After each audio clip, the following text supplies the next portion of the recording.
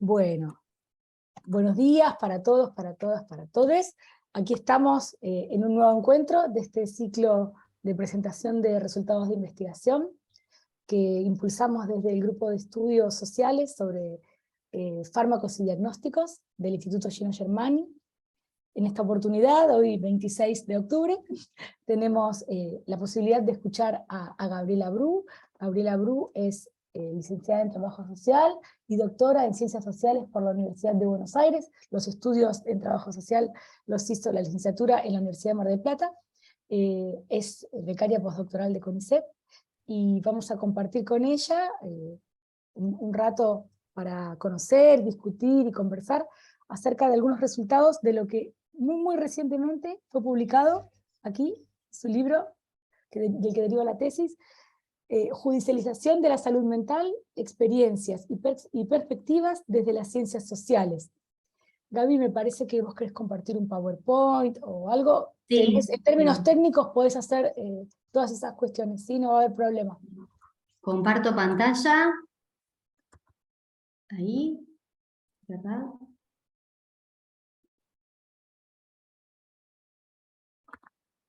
Bien, bueno, ahora voy a compartir acá la presentación. Compartir.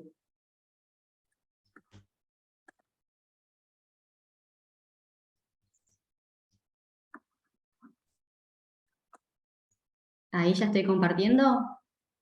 Sí. Bien. Bueno, nuevamente, Eugenia, agradecerte por generar este ciclo, ¿no? de encuentro y de intercambio de distintas investigaciones. Fue un gusto escucharlo, Esteban. Todavía tengo pendiente escuchar la presentación de Marcia, y el mes que viene también acompañar tu presentación de las distintas investigaciones que hiciste en estos años y que estás haciendo en este momento. Bueno, yo armé una pequeña presentación en base a una investigación realizada durante el periodo 2014-2018. Una investigación que fue el insumo principal de la tesis doctoral realizada en el marco del doctorado en Ciencias Sociales de la Universidad de Buenos Aires. Y acá les comparto algunos materiales en los que basé la presentación. Por un lado, bueno, dos artículos, sobre todo que se llama Estar en ambulatorio, aporte de las ciencias sociales al campo de la salud mental, que fue publicado en la revista Sudamérica, es una revista de acá, de la Facultad de Humanidades de la Universidad Nacional de Mar del Plata. Un segundo artículo, La judicialización de la salud mental, una investigación, que fue publicado en la revista Derecho y Ciencias Sociales, y sobre todo el libro. Este me quedó medio colgado, Medicalización y Salud Mental, porque decidí finalmente presentar esta investigación, ¿no? Y este libro, que fue La judicialización de la salud mental, como decía Eugenia, experiencias y perspectivas de las ciencias sociales, que toma como insumo principal la tesis doctoral. Les voy a abrir el mapa. Antes de que siga molestando. Ahí está. Si no le abría el gato iba a seguir insistiendo por la ventana. Dale, bájate. Marión, ahí va. Bueno, entonces un poco trabajé con estos documentos, ¿no? Contarles un poco desde el principio cómo fue que empecé a trabajar estos temas. Inicialmente el tema de investigación era muy amplio, muy ambicioso, podemos decir. Cuando me presenté en principio a la beca doctoral de CONICET, a esa primera convocatoria, ya por el año 2012, 2011 también, el objetivo era súper amplio, era como conocer los procesos de producción de subjetividad en el campo de la salud mental en la ciudad de Mar del Plata, con una idea de como querer comparar distintos conceptos o ideas en torno a la salud mental desde distintas perspectivas de distintos actores sociales, ¿no? Profesionales, usuarios y las normativas jurídicas vigentes. Pensemos en ese momento, en el año 2011-2012, que había... Perdón,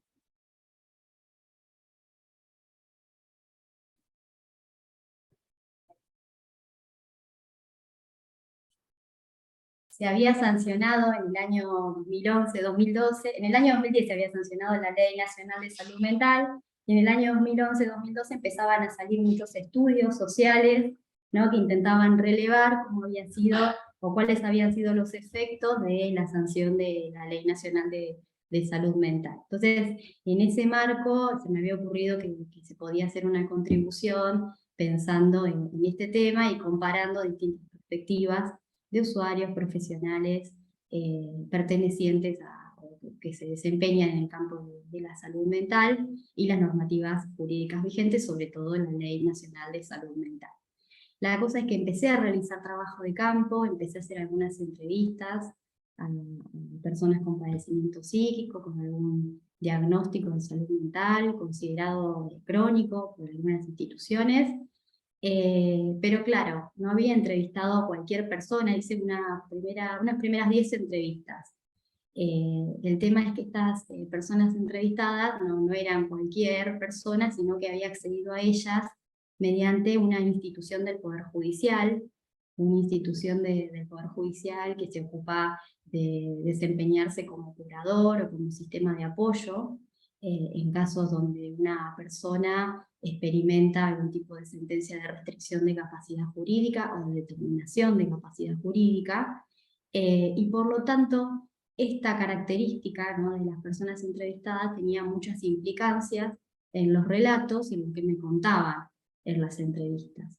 Con lo cual ahí se pasó como una segunda instancia, ¿no?, de investigación donde se redefinió el tema de trabajo. Entonces pasé de abordar un tema muy amplio y ambicioso, muy difícil de llevar a cabo, a un tema más específico propio de lo que se encontró en el trabajo de campo, ¿no? Se trataba de personas que habían recibido un diagnóstico de salud mental, luego algún tipo de sentencia de restricción de capacidad jurídica, y que hacía muchos años transitaban por distintas instituciones para acceder al ejercicio de derechos, ¿no? Y este transitar por distintas instituciones hacía que me encontrara con experiencias sociales, terapéuticas, sanitarias, burocráticas y judiciales bastante específicas que se terminaron transformando en el tema de investigación. A partir de esa redefinición, bueno, pude continuar haciendo trabajo de campo y análisis de datos, ¿no? Y se definió un poco ahí el tema de trabajo. Y quedó así planteado, de esta manera quedaron planteados los objetivos de la investigación finalmente, comprender las particularidades que adquiere la judicialización a partir de las experiencias de personas con un tipo de salud mental y restricción de capacidad jurídica en la ciudad de Mar del Plata, mediante una recolección de datos de fuentes primarias y secundarias, realizada durante el periodo 2014-2018, y específicamente algunos objetivos más particulares, ¿no?, como que le dan sustento a este objetivo más amplio, que consistían en describir, por un lado, los sentidos en torno al padecimiento psíquico a partir de las experiencias de personas con diagnósticos de salud mental judicializadas.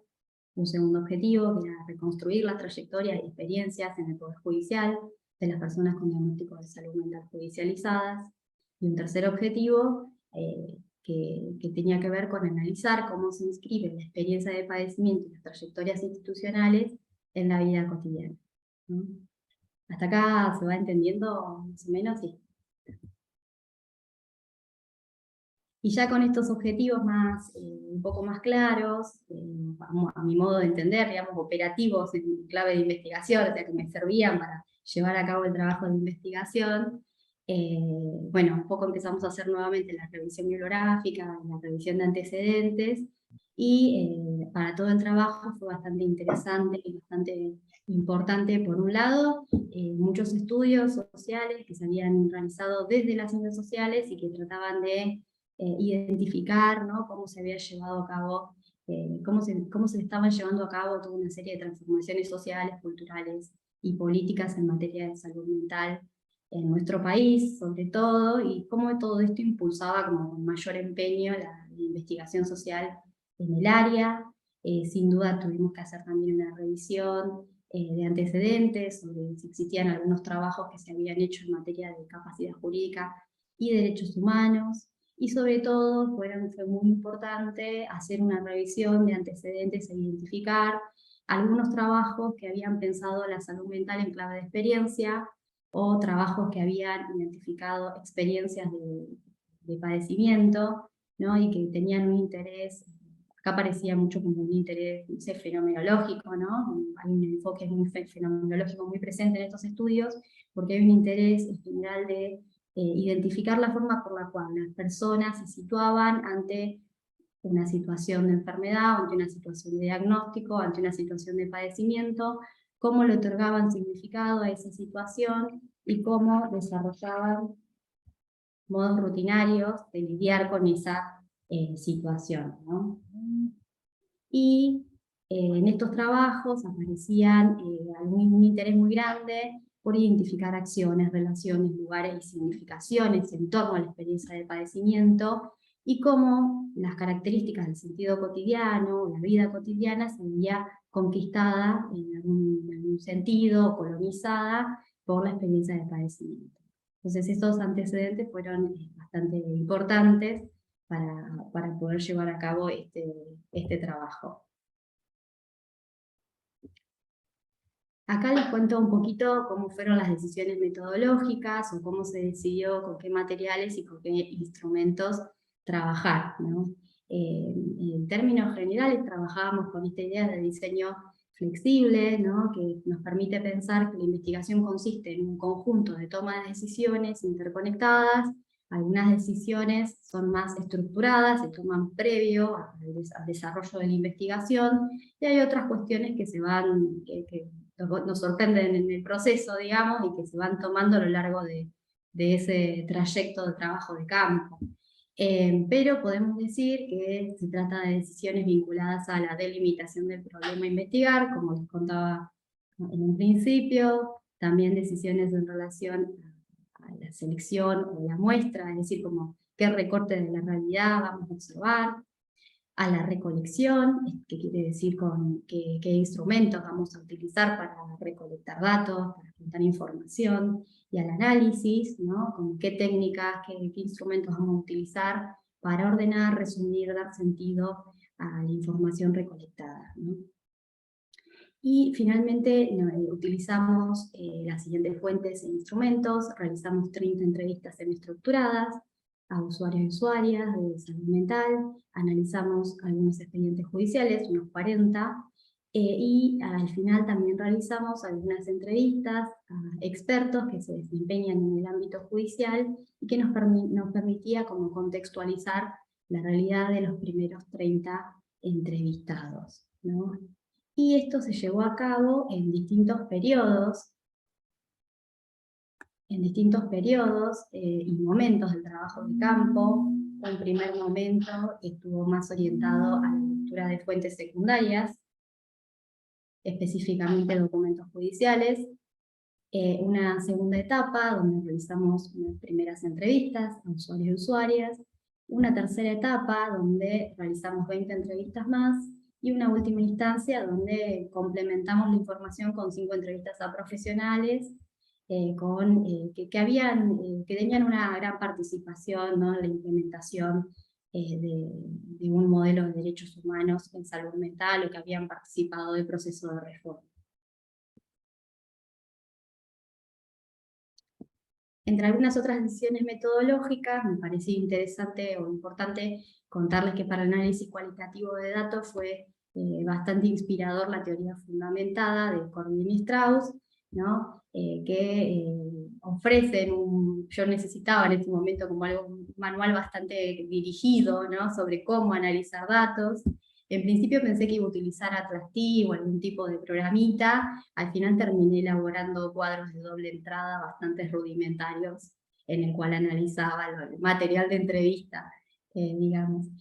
Y fue muy importante para llevar a cabo, para aplicar el instrumento de entrevista, tener en cuenta con el asesoramiento del Comité de Bioética de la Universidad Nacional de Mar del Plata, con el cual pude elaborar un consentimiento informado, ¿no?, que consiste en esa instancia donde se le proporciona información a los participantes acerca de la investigación, se le informa también para qué se van a utilizar esos resultados de investigación, se le pide autorización para eso, para grabar, para utilizar la información recabada, y también se queda plasmado el carácter confidencial de la información recibida y el respeto al anonimato, ¿no? Para elaborar ese consentimiento fue muy importante el asesoramiento del Comité de Bioética.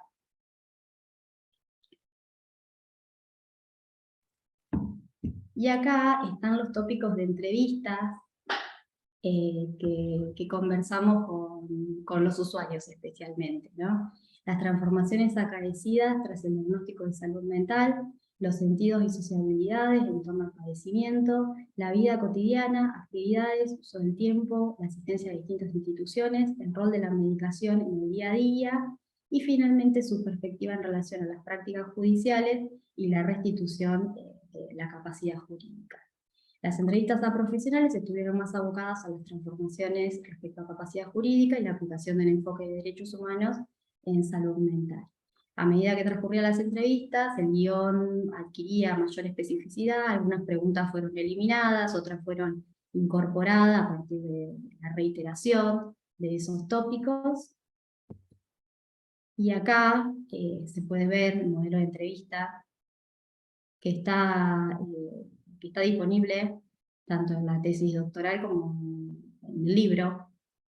Y también fue muy importante para elaborar este modelo de entrevista una estancia de investigación que hice en el 2016 en el equipo de investigación de Rosana Oroco, un grupo de investigación que viene trabajando hace muchos años temas vinculados a la salud mental y que asumen que muchas investigaciones, las investigaciones de los becarios y los investigadores que integran ese grupo, en muchas ocasiones asumen características cualitativas y le prestan bastante atención al punto de vista, ¿no?, de los usuarios.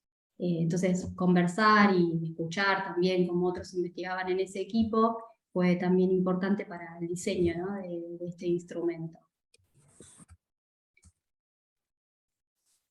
Al final las categorías de análisis quedaron organizadas en estos ejes. Euge, ¿estás hablando? Ah, pensé que estabas diciendo algo. Quedaron organizadas así en estos ejes. Un primer eje más vinculado a la trama del padecimiento psíquico, las transformaciones acaecidas por el surgimiento y el diagnóstico, los significados atribuidos al término salud mental, algunos sentidos acerca de las relaciones que se tejen en las vivencias del padecimiento. Un segundo eje que ponía más atención a como las trayectorias institucionales, a las decisiones en el tratamiento, a las formas de control a lo largo de los recorridos institucionales, a los significados relacionados al diagnóstico y a la sentencia, sea de restricción o de determinación de capacidad, a la posibilidad de una restitución de la capacidad jurídica en cruce con los sentidos sobre las normas jurídicas, ¿no? Un tercer eje, que fue como el eje más novedoso, digamos, en el sentido de que fue emergente en el proceso de investigación, capaz que fue inesperado, que tiene que ver más con la vida cotidiana, y entre las dimensiones que tienen que ver con este eje, aparecía mucho esto de peregrinar, circular por distintas instituciones, los significados del padecimiento, cómo se inscribe el padecimiento en la vida cotidiana, la medicación y la prescripción de comportamientos en el día a día, hasta incluso al punto de muchas veces aparecer cierta regulación de los vínculos, de las relaciones, de las formas de sociabilidad, ¿no? Eso con respecto a los relatos de usuarios. Y después, con respecto a las entrevistas a profesionales, bueno, permitió hacer una construcción de categorías que complementaban este primer abordaje analítico, más vinculado a lo jurídico, a los conceptos y ciertos cambios en materia de derechos humanos en salud mental.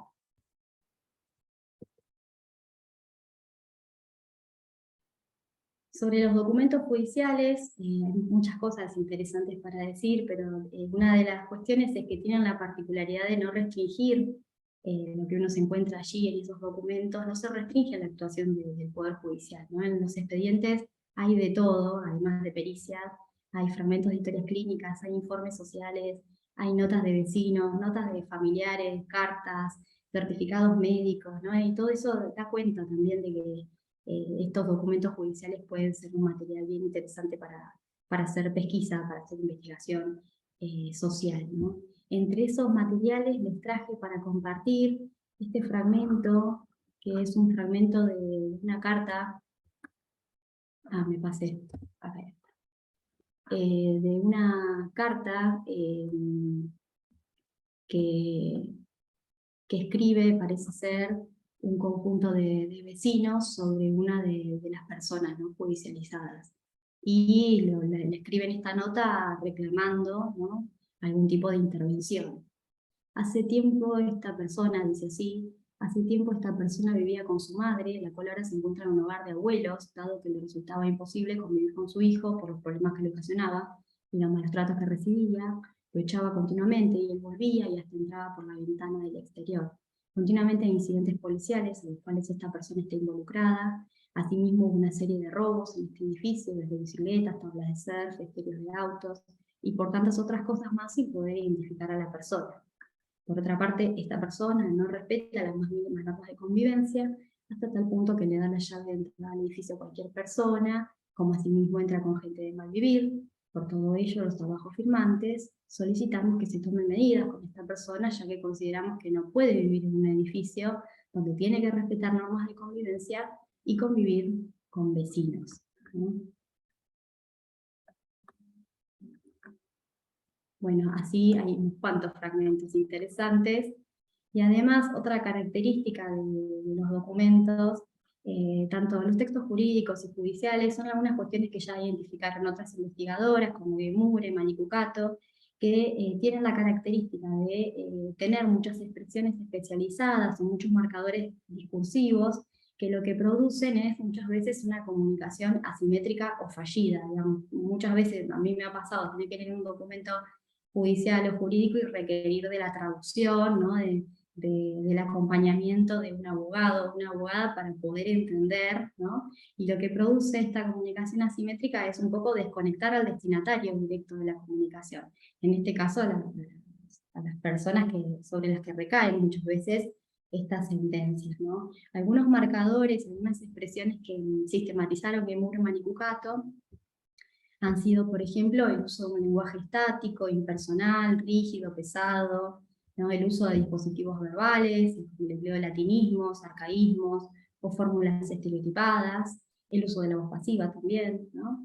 Y bueno, y todo esto forma parte como de los rituales que promueven que los destinatarios de esos informes necesitemos de una traducción, ¿no?, que no favorece la comprensión, este uso del lenguaje, se produce una comunicación fallida, asimétrica, y tal vez justamente en esta comunicación asimétrica radique una de las formas, o radique la efectividad del poder, ¿no?, justamente en que no se comprenda.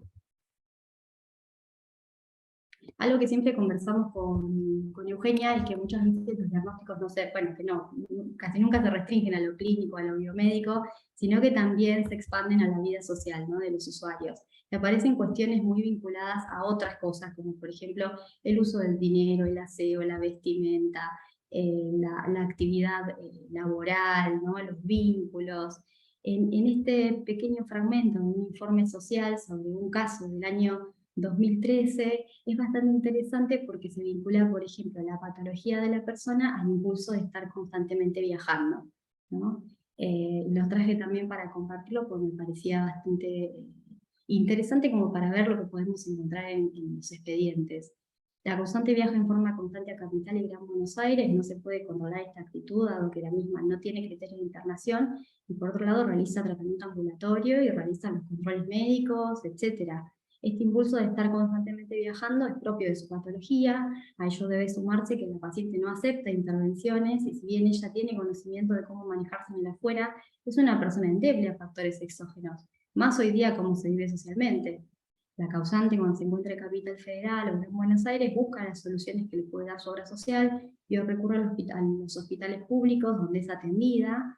El asistente social asignado al caso en muchos de sus informes manifiesta la imposibilidad de abordaje, pero cualquier tipo de intervención para organizar la vida en el afuera y contenerla en la ciudad de Mar del Plata resulta infructuoso. Un informe social del año 2013, ¿no?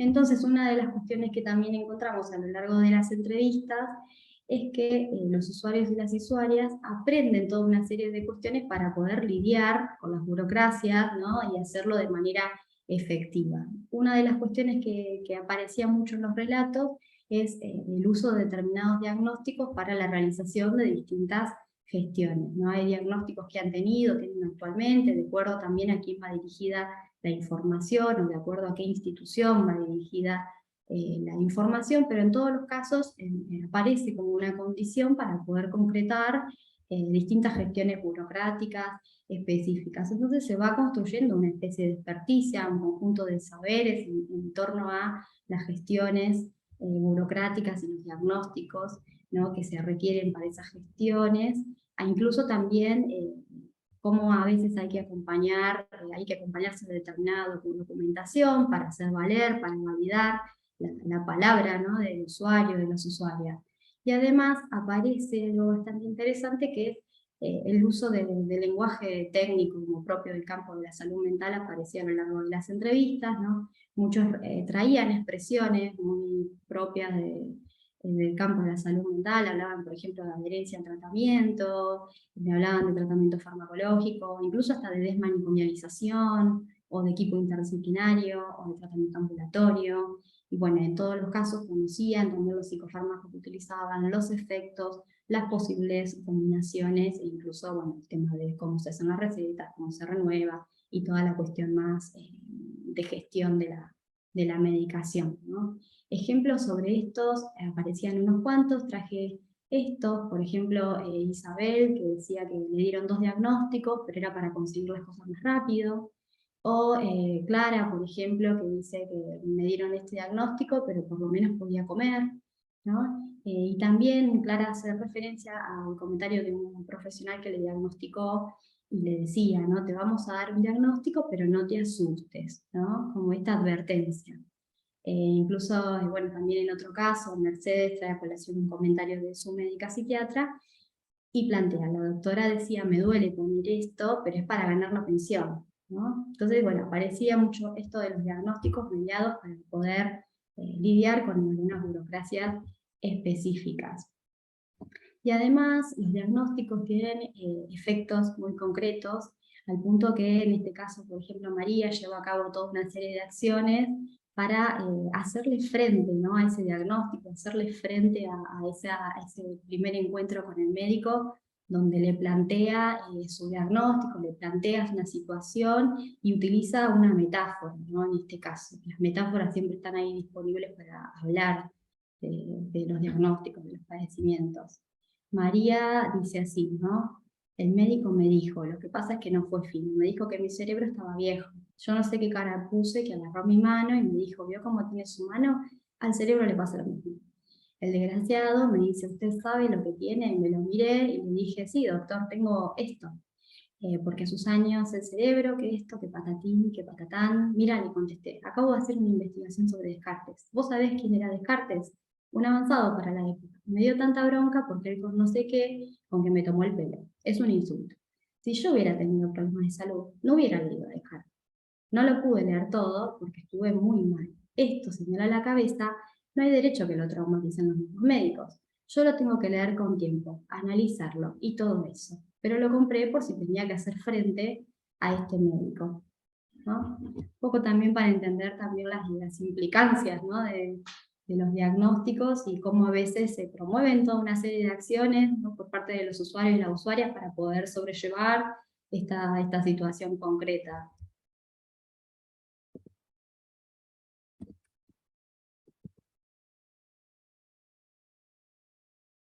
Y sin duda una de las... Disculpame, Gaby, hago solo este Sí, señalamiento. Yo voy anotando cosas para después conversar con vos, pero sí, algo que siempre señalamos cuando estamos haciendo estas aperturas, estas primeras aperturas, el diagnóstico, como decía Voloshinov, ¿no?, es una arena de lucha.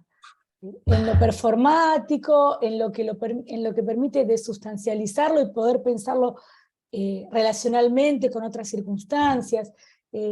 Hay muchas más cosas para señalar, pero no te quiero interrumpir, pero sí dejar este mojoncito preparado, porque fíjate cómo vos lo estás planteando a partir de una misma, de un testimonio, y queda muy, digamos, muy evidente ahí. Solo eso que te quería decir para sí, yo misma no olvidarme.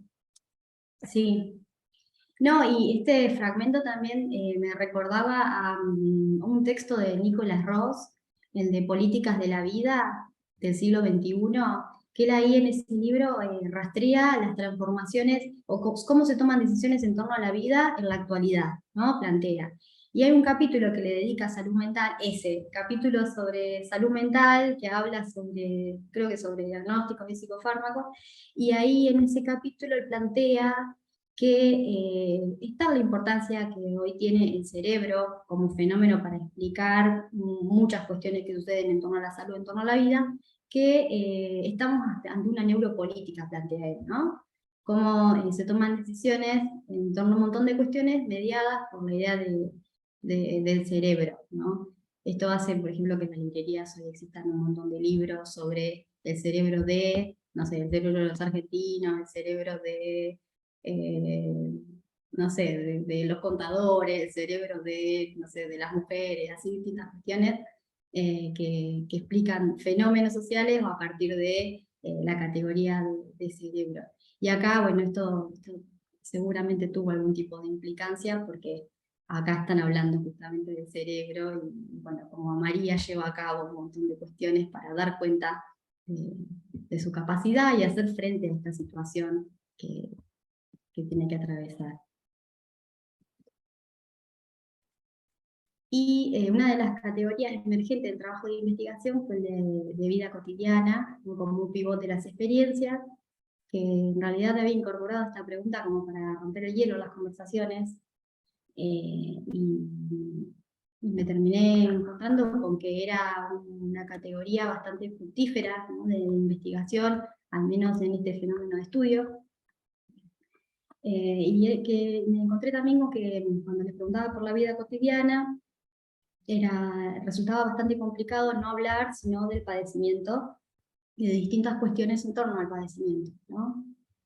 Como es el caso de Gabriel, le preguntamos cómo es tu vida cotidiana y lo primero que me cuenta es que no es que se levanta y tampoco es que me levante y me acuesto cuando quiero, dice, tengo horarios que tengo que ver con la clínica, tiene, ¿no? Pero bueno, si quiero salir un sábado puedo salir, obviamente tengo que estar para almorzar, para cenar, tengo que estar para la hora de la medicación, para la hora del té, ¿no? O bueno, otra entrevistada que decía que su vida cotidiana es muy simple porque tiene problemas de salud. Entonces, bueno, la pregunta por la vida cotidiana aparecía ahí como un tópico emergente, ¿no? Un eje regulador del tiempo, les decimos nosotros, porque hay muchas actividades, las actividades médicas, las actividades de cuidado demandan mucho tiempo y se van transformando en una prioridad en la vida cotidiana, al menos de estos entrevistados, ¿no? Aparecen los recorridos institucionales en la búsqueda de distintos servicios, de distintas mediaciones de atención que les permitan sobrellevar esa situación concreta. Y también incluso se fragmentan y convierten las relaciones sociales, ¿no? Aparece, por ejemplo, la figura del acompañamiento terapéutico como una figura clave en el entorno social de la persona. Y también aparecen muchas cuestiones vinculadas a la medicación, ¿no? La medicación pensando en la gestión, administración, pero también en los efectos, como una cuestión bastante importante que reordena el uso del tiempo. Y además aparece el aprendizaje adquirido en contextos asilares que se reproducen por fuera, ¿no?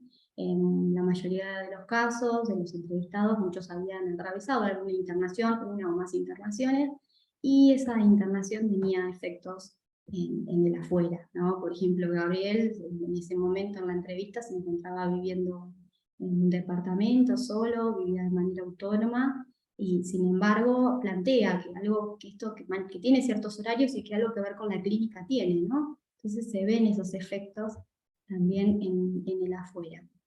Y plantear como que hay capaz dos cuestiones. Por un lado, recorrer las instituciones, los recorridos institucionales, las actividades terapéuticas, las gestiones administrativas como organizadores de la vida cotidiana, vinculado a las obligaciones relacionadas con los cuidados, la gestión, la administración de la medicación, la asistencia a instituciones, por ejemplo, para cobrar la pensión, para renovar un carnet, para hacer un trámite judicial, para asistir a una entrevista, o incluso para acomodar el pastillero, como decían, y las gestiones vinculadas a la salud, ¿no? que se realizan en el sistema de salud, y bueno, recorrer por distintas especialidades médicas también, que son actividades que insumen tiempo, ¿no? Como decía Calberto, ¿cómo es tu vida cotidiana? Bueno, me respondo, mira, tranquilo, mi vida cotidiana es tranquila, voy al hospital a llenar el pastillero, el cosito del psiquiátrico, vengo cansado, tomo 3 pastillas por día, ahí están, voy 4 veces por mes al psiquiatra, acá limpio algunas veces la cocina, una chica viene a la mañana, una vez por semana, cada 15 días, que se refiere a la acompañante terapéutica, porque tengo plata para gastar, después voy a hacer tribunales, o al otro médico, y después me deja de pasar, ¿no? O Mari, el segundo caso que está planteado acá, que plantea que tiene, por un lado, actividades los fines de semana, y después actividades los días de semana, ¿no? Yo me levanto temprano, 6, 7 de la mañana, preparo el agua para tomar el mate con una compañera que se levanta conmigo, que es mi compañera de habitación. En este caso, Mari vive en una pensión con otras personas. Las otras 2 personas que están en la habitación duermen hasta más tarde, así que nos vamos abajo, que tenemos para calentar el agua, la cocina, y hay una parte que es un lavadero cerrado donde podemos fumar y tomar mate. Eso es un fin de semana. Después están los otros días, de lunes a viernes, que tenemos una acompañante terapéutica, 1 hora por día, así que salgo con ella de mañana o a la tarde y vamos a caminar o a hacer trámites, a idioma o a tomar café. Siempre fue 1 hora por día, ¿no? Y ni que hablar el rol de la medicación en la vida cotidiana, pensando en la administración, pero también en cómo se observan los efectos de la medicación, ¿no? Cómo se va adecuando la medicación y cómo se observan esos efectos en el día a día, y realizar gestiones también para acceder, ¿no?, a los tratamientos psicofarmacológicos. El uso, las cualidades, los efectos, la organización, la preparación de los medicamentos convierte a la psicofarmacología, a la terapéutica psicofarmacológica en una dimensión importante en la vida cotidiana, y aparecen 2 cuestiones. Por un lado, esto de esta mediación de que se sienten bien, de que pueden funcionar gracias a la medicación y facilita el desarrollo de actividades diarias, ¿no?, gracias a cuando encuentran la gestión adecuada, ¿no?, de la medicación. Y que si eso no es posible, se empieza a complicar el día a día, ¿no? Y por otro lado aparece la adherencia al tratamiento, entendido como estas actividades en pos de ser responsable y autónomo, ¿no?, en la gestión, en la ingesta de la medicación. El pastillero estuvo muy presente en todos los relatos, y la figura del acompañante terapéutico, ¿no?, como con un rol central en el armado del pastillero y la gestión adecuada de la medicación. Por ejemplo, en este caso planteaba alguien, Mercedes, yo me tomo el de la mañana, después me tomo el de almorzar, tomo este otro, después tengo también el del neurólogo porque tiemblo, que me afina, que es para la enfermedad de psiquiatra. Esto me lo prepara ella, tengo 2 pastilleros, otro me lo prepara el miércoles, entonces siempre tengo uno que uso y uno sin tocar. Y eso es esencial para mí, ¿no? Este cuadrito que está al lado son las tablas que fui elaborando en base a las entrevistas y muestran un procesamiento de datos, por así decir, y están a lo largo de toda la tesis y del libro también.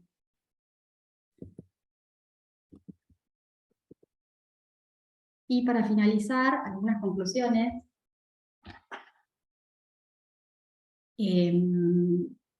Bueno, por un lado, esto de que existe una gran distancia, ¿no?, entre la perspectiva de los expertos y el escenario desde el cual se significan las personas con padecimiento psíquico entrevistadas, ¿no?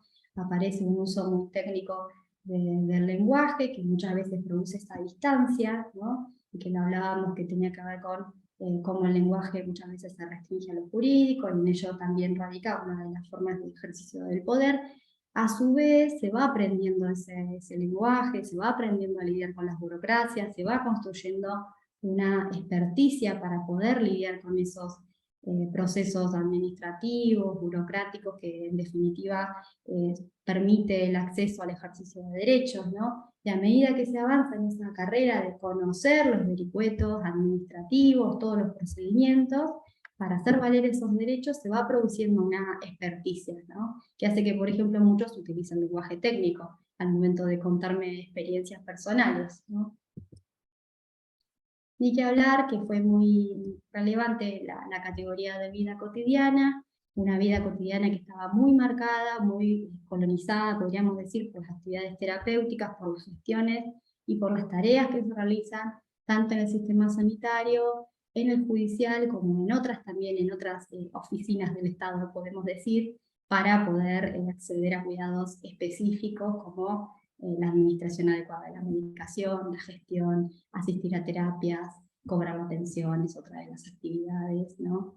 Y aparece esto de que la prescripción de los psicofármacos no solamente tiene que ver con el uso de la medicación, sino que también regula comportamientos, vínculos, el uso del tiempo, entre otras cuestiones, ¿no? La presencia de la medicación a lo largo de la vida cotidiana, los efectos, la administración, los horarios pautados para la ingesta, la figura del acompañante terapéutico como un rol central para controlar la medicación, pero para promover el hábito de administrar la medicación y también para supervisar todo el otro conjunto de prescripciones, ¿no? Y ni que hablar que si bien las personas no se encontraban internadas al momento del encuentro de entrevista, estuvo muy presente a lo largo de todos los testimonios, siempre hay como una posibilidad que se reitera a lo largo de la vida, ¿no? Que puede llegar a suceder, y que también regula muchos de los comportamientos que se tienen por fuera, ¿no? Esta idea de una de las formas de evitar la internación es estar tranquilo, mostrar docilidad en muchos casos, mostrar obediencia, tener una conducta intachable, tener conciencia de enfermedad, presentarse en condiciones de aseo y vestimenta, son como algunas cuestiones que permiten, permiten que no sea tan amenazada a futuro esta idea de pasar por una institución asilada, ¿no? Y a partir de esta investigación, también siempre pasa que van surgiendo cuestiones que en ese momento no se pueden investigar, ¿no? Y que van quedando en el tintero. Una de las cuestiones tenía que ver con la formulación ética de los instrumentos de recolección de datos en investigación cualitativa en salud mental, ¿no? Que se abría ahí como un posible problema de investigación, que es el caso de la ética de la investigación social en el campo de la salud mental, ¿no? Al momento de llevar a cabo este instrumento, que en este caso fue la entrevista semi-estructurada en este trabajo, busqué material, ¿no? Sobre cómo se podían tomar ciertos recaudos desde la ética de la investigación, y quedó, bueno, existe material, pero quedó ahí pendiente como una futura línea de trabajo vinculado a la ética de salud mental, también un poco a partir de la conversación con el Comité de Bioética de la Universidad de Mar del Plata, que también daba cuenta un poco de un área de vacancia, me planteaba, ¿no? Y en segundo lugar, un tópico que también fue bastante interesante en este trabajo, pero que no se centraba exclusivamente en esto, esta investigación, tenía que ver con el uso de psicofármacos, que veíamos, ¿no? Que la prescripción de psicofármacos se acompañaba de muchas otras indicaciones que excedían lo clínico, lo médico, y que tal vez podría transformarse en una nueva línea de investigación que ya existe, que tal vez se podría hacer alguna contribución en ese sentido. Por eso es que ahora estamos trabajando más en esto, en los significados y las experiencias en torno al uso de psicofármacos, pensando que son analizadores de las ciencias sociales, que pueden transformarse en dispositivos teóricos metodológicos para estudiar ciertos cambios sociales, culturales y políticos, ¿no? Siempre pensando que en torno al fármaco hay significados, pero también hay significados en torno a los prescriptores y a los consumidores, y que estos procesos muchas veces están mediados por distintas desigualdades, ¿no? Que tal vez estudiando estos procesos, estos usos de psicofármacos en Argentina, podemos identificar algunas características específicas, locales, de los procesos de medicalización y farmacologización de la sociedad. Así que ahora estamos trabajando en esto, más que nada, tratando de hacer un aporte en este sentido, y bueno, estamos haciendo trabajo en campo. Hicimos hasta ahora unas entrevistas a médicos, que son, digamos, a médicos, especialidades médicas que más prescriben psicofármacos. Entrevistamos sobre todo médicos generalistas y psiquiatras, y conversamos un poco sobre eso, y estamos haciendo el análisis, ¿no? de ese primer trabajo de campo. Pero bueno, hasta acá les puedo compartir. Bueno, muchas gracias a todos por la escucha atenta, y ahora estamos conversando. Muchas gracias, Gabriela, muchas gracias. Marcia pidió la palabra hace un ratito, esperamos a que pudiese terminar la exposición, pero adelante, Marcia, habla, que total, vamos charlando, ¿sí? Vamos hablando. Gracias. Gracias, Eogi. Gabriela, gracias por escucharte. Tremenda investigación, interesantísima. Me gustaría que tú hablases de un punto que me llamó muy la atención, que es esa cuestión de los documentos judiciales. Esos documentos que hablan de los vecinos, que la mujer no respeta normas mínimas de convivencia, que en un edificio hay normas. Me llama mucho la atención porque esa demanda es un documento que se cambia como, se convierte en un documento jurídico. Es muy interesante eso.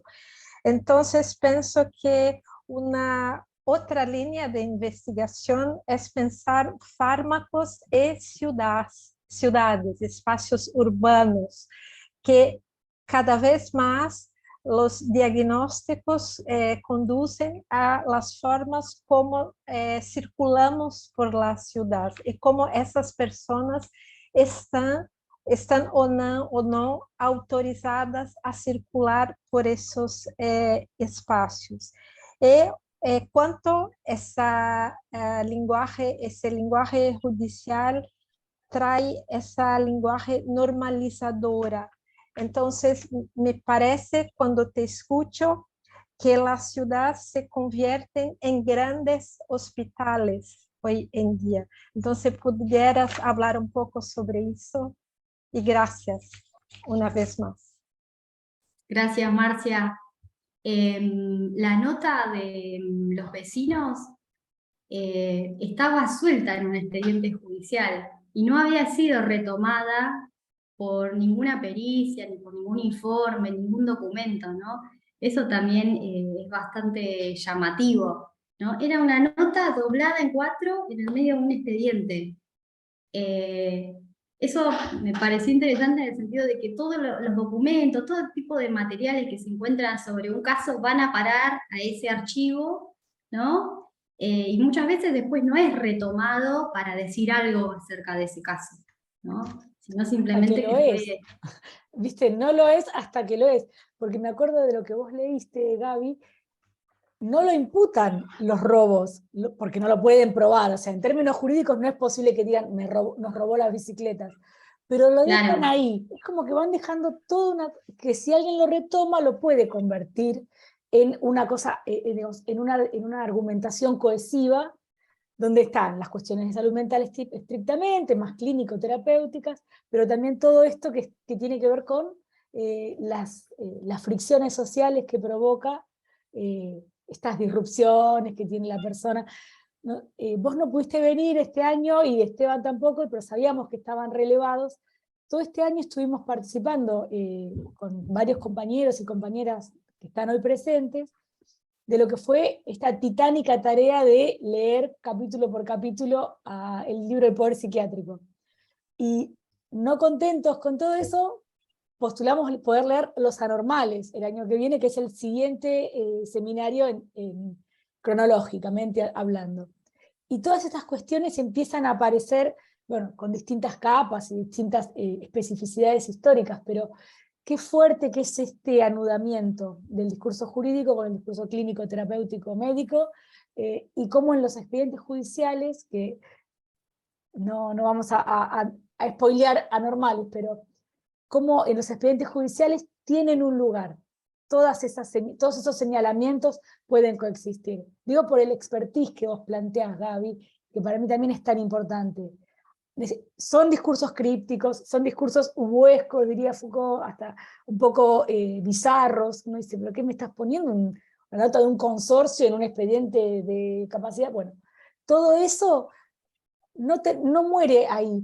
Hay un esfuerzo muy importante, también de subjetivación por parte de las personas que tienen algún diagnóstico, de conocerlo, de descifrarlo y de utilizarlo también, como decía, no me acuerdo si era Mercedes o María, dijo, bueno, yo también leía Descartes, no me vengas a decir que, sí, no me hables de mi cerebro, estará viejo, pero hay cosas que puedo hacer, ¿no? Hay una confrontación ahí, me parece que todavía con algunas lecturas que por ahí son muy, muy clásicas, que han estado muy transitadas, que están muy gastadas en algunos aspectos, todavía hay tela para cortar para seguir pensando cuestiones en la actualidad. No linealmente, pero para seguir pensando. Si alguien le quiere hacer alguna otra consulta o comentario a Gabriela, yo escucho, después tengo algunas cositas para charlar, pero Andrea, sí, cómo no. ¿Qué tal? ¿Cómo andan? Gracias, Gabriela, por la presentación. Yo tengo una pregunta muy concreta que quería saber si es una decisión tuya teórica o es una expresión que se usa en Argentina. Esa es la duda que me quedó. Porque tú decías que ibas a explorar las experiencias de las personas con diagnóstico de salud mental. Entonces, esa expresión a mí me llama la atención, porque aquí diríamos con diagnóstico psiquiátrico. Entonces, Claro. nada, te pediría que aclararas eso o profundizaras un poquito más. Sí, bueno, fui cambiando la forma en la que denominaba el diagnóstico, ¿no? Inicialmente me acuerdo hasta que refería a diagnóstico de padecimiento psíquico, pero claro, estaba haciendo referencia a una etiqueta y a su vez estaba haciendo referencia a la experiencia, ¿no? de la persona o cómo recibía ese diagnóstico, ¿no? Esta idea de padecimiento recupera cierta, por así decir, significado subjetivo, ¿no? de lo que está experimentando. Y finalmente decidí llamarlo diagnóstico de salud mental, pero sí se refieren a los diagnósticos psiquiátricos, diagnósticos de larga data, en la mayoría de los casos. Recuerdo los diagnósticos que más aparecían en los expedientes tenían que ver con psicosis crónica, esquizofrenia, síndrome bipolar, y sí, esos eran los más frecuentes, que son diagnósticos psiquiátricos, sí. ¿Puedo aportar algo, Gaby, de lo que fueron Sí. nuestras conversaciones en ese periodo? Porque efectivamente hubo un montón de desplazamientos. Yo acompañé, entre otras personas, acompañé el proceso de tesis de Gaby, y recuerdo que esto se dio como una discusión. Sí. No está sistematizado en la tesis, pero muy en línea con lo que planteas vos, Andrea. Al hablar de salud mental, precisamente lo que estamos haciendo es pudiendo dar cuenta de que lo que tiene que ver con la salud mental excede lo psiquiátrico. Es un campo que está atravesado por lo jurídico, por lo clínico, no psiquiátrico, ¿sí? Entonces, al hablar de salud mental y no de psiquiatría, me parece que ella lo que hace es, me parece no, creo que es parte de lo que, del giro y de la apuesta que ella hace en su investigación, no restringirlo a una cuestión disciplinar, sino ya incorporar la dimensión sociocultural que tiene también la salud mental como tema de agenda que excede la cuestión disciplinar, ¿sí? Nosotros tenemos algunos autores que son muy transitados y seguidos en las investigaciones de este tipo. Uno de ellos es Emiliano Galende, y él, cuando define y habla del campo de la salud mental, no lo restringe a una, digamos, a una competencia disciplinar, ¿sí? O a una, sí, como una chapa o una incumbencia.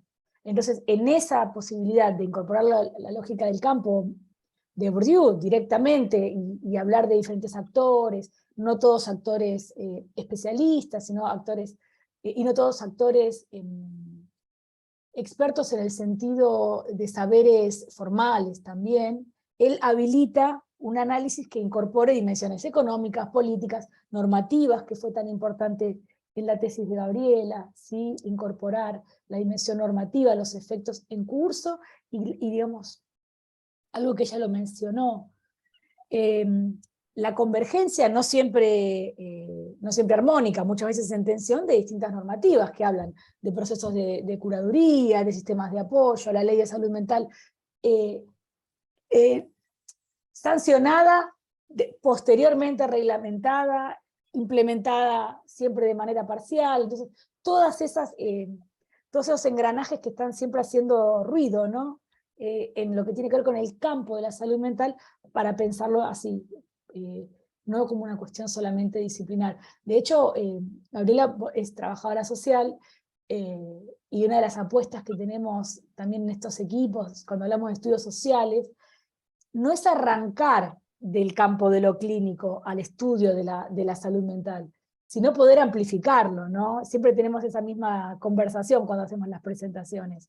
No estamos pensando que tiene que retirarse lo clínico, sino que las ciencias sociales pueden hacer otro tipo de aportes. Y creo que en esa línea fue lo tuyo también, Gaby, ¿no? Sí.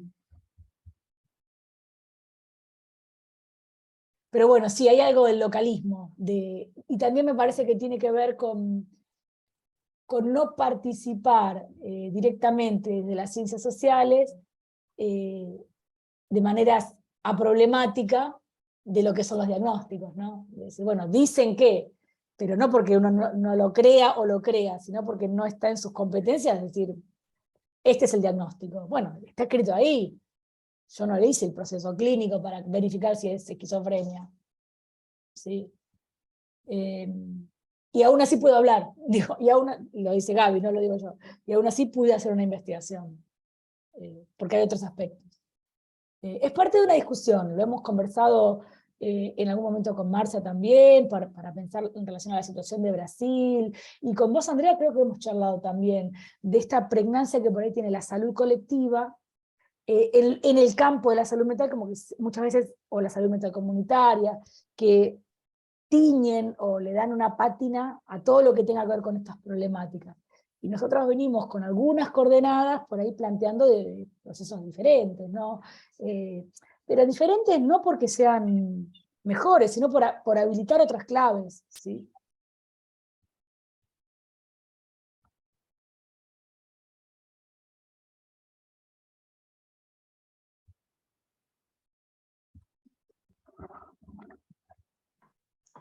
De hecho, muchos de los entrevistados planteaban esto, ¿no? De haber recibido más de un diagnóstico a lo largo de su vida, ¿no? Con lo cual también da cuenta, al tratarse de pacientes de larga data, da cuenta también de cómo esos diagnósticos fueron cambiando de acuerdo a lo que se utilizaba en cada época. Se le fueron asignando eh, distintos diagnósticos, distintas etiquetas, de acuerdo a lo que se usaba más en la disciplina en cada momento. La disciplina me refiero a la psiquiatría. Bien. ¿Alguien le quiere hacer algún otro comentario, alguna otra consulta? Dale, Tevi, dale. Bueno, primero gracias Gabriela, la verdad que interesantísima la investigación. Bueno, la primera pregunta es si se puede conseguir el libro, cómo se puede comprar. Y la otra es también vinculado a esto que venía charlando recién, si pudiste distinguir en la entrevista el tipo de diagnóstico que tenían y a partir, y entiendo que no iba bien ahí centrado en los objetivos que presentaste, pero si pudiste rastrear como algunas diferencias entre las experiencias personales según el tipo de diagnóstico que recibieron. Sí. Gracias, Esteban. El libro se consigue en papel en la editorial Eudem. La editorial, bueno, tiene sede en Mar del Plata, pero se pueden hacer pedidos, se hacen envíos a todo el país. Y en las ferias del libro que se van realizando a lo largo del país, generalmente hay un puesto de editoriales universitarias donde siempre está Eudem presente, seguramente allí se pueda conseguir el libro, pero como está basado en la tesis doctoral, y la tesis doctoral sí está disponible en internet, seguramente en el repositorio de tesis doctorales, es también una manera de acceder al material, ¿no? Creo que está en el repositorio de tesis doctorales del doctorado en Ciencias Sociales de la Universidad de Buenos Aires, y si no, se los puedo hacer llegar por mail también, y se los mando en formato digital. En cuanto a los distintos tipos de diagnóstico y las implicancias en las experiencias, creo que no se planteó una diferencia muy así, muy específica en los relatos. No sé si tal vez porque no le presté atención, tal vez porque no había preguntas que permitieran dar cuenta, ¿no? de cómo los distintos diagnósticos tenían implicancias en los relatos de vida, ¿no? En los relatos de los entrevistados y las entrevistadas. En la mayoría de los diagnósticos, como les decía, tenían que ver con lo que aparecía en los expedientes, que era esquizofrenia, síndrome bipolar, psicosis crónica también, aparecía mucho esa categoría, pero después no desarrollé preguntas que dieran cuenta de la especificidad de cada diagnóstico, ¿no? En la conversación con los usuarios y las usuarias. No trabajamos eso, me parece. Tal vez releyendo las entrevistas se puedan encontrar algunos indicadores, pero al menos en este procesamiento de datos no lo distinguimos. Bueno, gracias. No hay nada.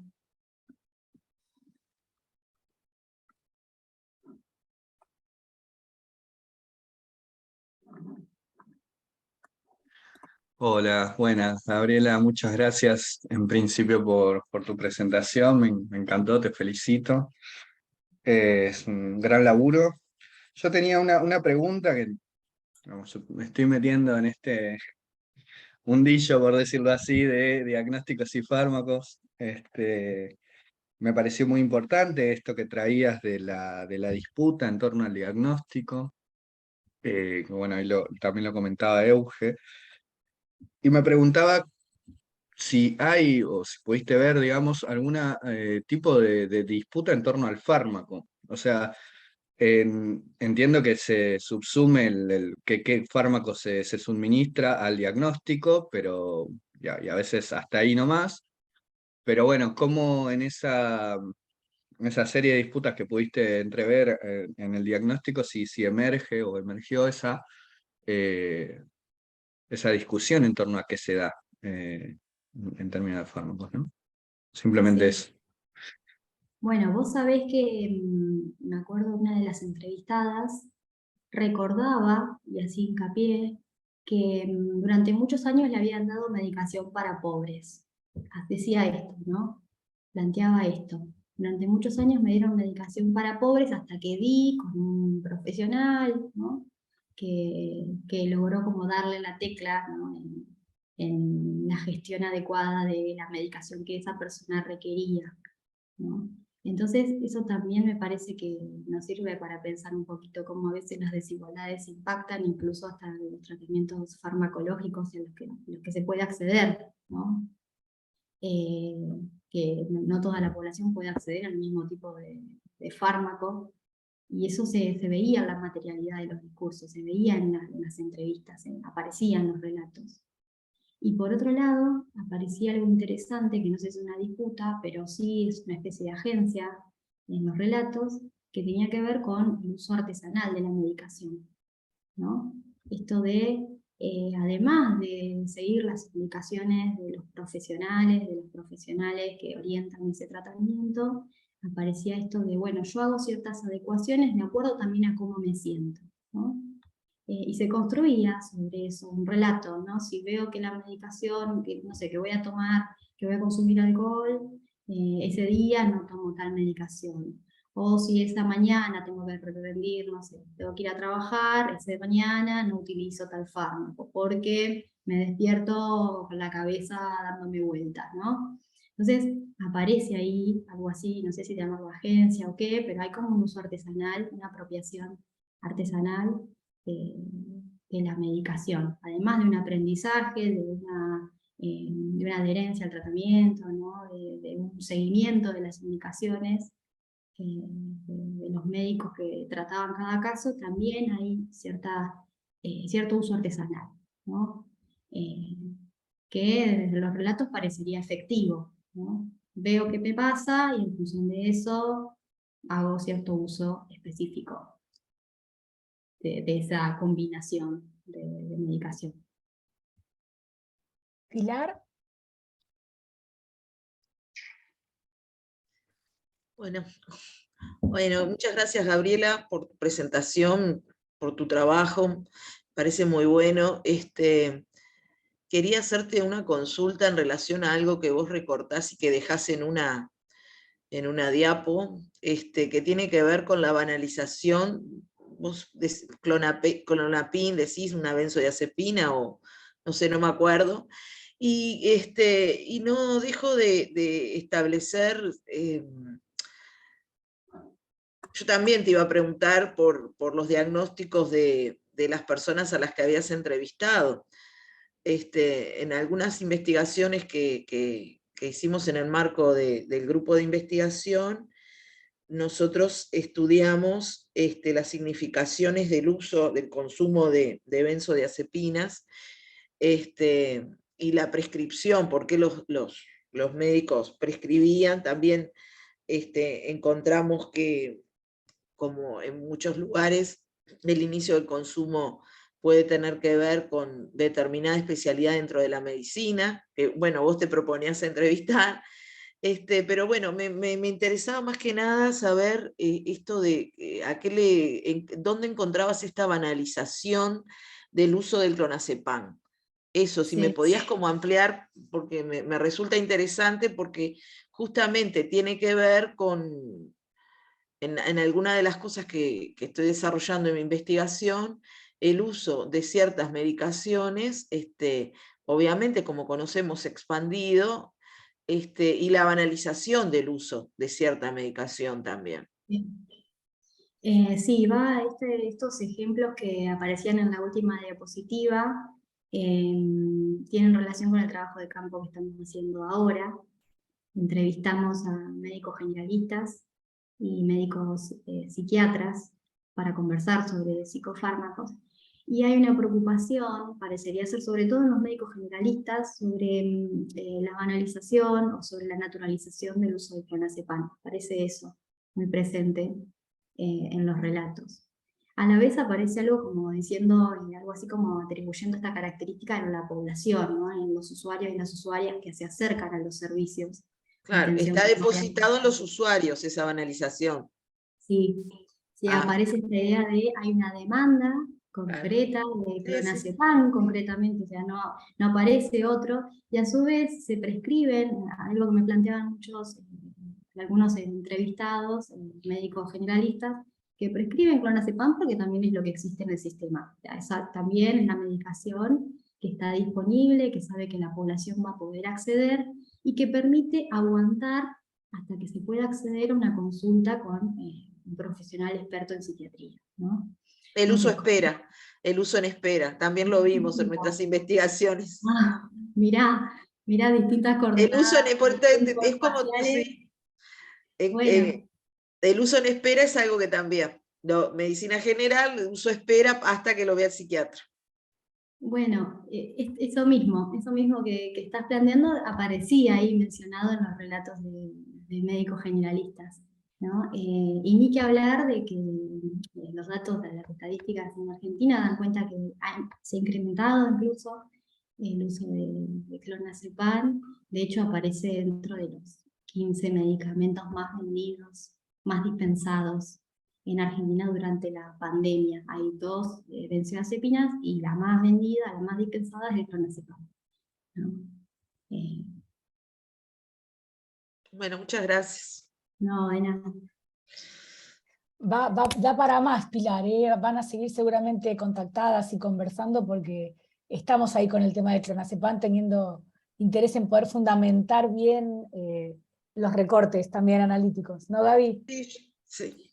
Y Gabriela, Yo para el estudio de duelo en realidad encontré que obviamente se prescriben benzodiazepinas, pero se llegan a prescribir hasta antipsicóticos, ¿no? Claro. O sea, es una cosa como, bueno, también allí la banalización de cierta medicación. Sí, Pero bueno, igual te digo, Pilar, a mí me encantaría que vos puedas también contarnos. Lo que pasa que uno sabe que a veces los proyectos están en curso y muchas conclusiones son todavía provisorias. Sí, claro. No es la idea tampoco atenazarte para que nos des cuenta de resultados, pero para mí lo del duelo fue totalmente, ¿viste? Cuando decís, ¿cómo? Qué bien que lo esté planteando, qué bueno que esté esa investigación, porque aparte no todos los duelos son iguales. Yo no sé si tiene que ver con el duelo en el contexto de pandemia, la dimensión traumática, de trauma social, cómo eso aparece o no aparece, se visibiliza o se invisibiliza, y si hay algún tipo de vaso comunicante con el hecho de que no sea cualquier tipo de duelo, sino duelos en contexto de trauma social, y si eso se vincula con algún incremento o con algún tipo de orientación terapéutico farmacológica. Me parece que ahí hay un montón de líneas que va a venir muy bien poder conversar, porque nada, le damos tiempo a que sigan avanzando, les damos tiempo. Esperemos llegar a buen puerto y poder Sí, compartir. para mí hay un montón de cosas para charlar y tener en cuenta, y el hecho de que el clonazepam emerja con esta austeridad que siempre proponen, no las benzodiazepinas, es para un síntoma, no te digo el gran diagnóstico, es hasta que puedas, esto que dices en la espera. También me parece que esa baja pretenciosidad que tienen, ¿no? También hace a su efectividad circulatoria, porque no te estoy diciendo que tenés un mega problema psiquiátrico, es para ahora, hay un acompañamiento entre ofrecer poquito y circular mucho, ¿no? Pero bueno, eso es parte de lo que estábamos pensando en conversar en el siguiente encuentro, que tenía que ver con algunos giros en el concepto de trastorno mental en la década de los 80, que para mí eso es una matriz para poder entender también por qué ese cambio en el diagnóstico repercute en las nuevas formas de pensar la prescripción de fármaco, ya no vinculadas a un mega diagnóstico que es una mochila para siempre, digamos. Se sacaron todos esos pesos y eso repercute, me parece, o es un elemento para poder pensar esa eficacia circulatoria que tienen, el incremento. Pero bueno, es algo que vamos a seguir conversando, porque todo Claro esto que sí. que plantea Gabriela, que vino planteando Esteban, que mencionó Marcia también, son procesos en curso, es otra de las características que tienen las investigaciones en fármacos y diagnósticos, que al ser procesos en curso los contornos, ni para atrás ni para adelante los tenemos del todo claros. Entonces,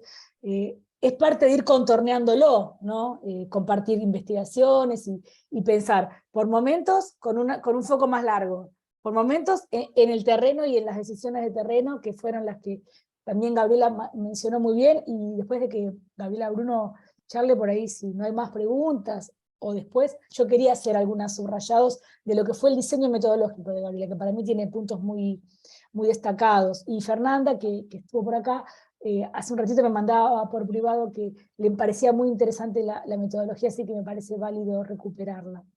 Pero sí, da para charlar un montón, un montón, un montón. Gaby, vos si querés hablar más, así, y si no le damos lugar a Gabriela Bruno. Gabriela. Bueno, buenos días, casi tocaya. Dos letritas nos separan. Bueno, nada, mucho gusto y muchas gracias por tu exposición y felicitarte primero que nada por el trabajo ¿no? El trabajo de campo tan extenso, todo lo que fue justamente el diseño metodológico y sabemos los que estamos haciendo investigaciones lo que eso implica dedicación, de esfuerzo, así que primero que nada eso.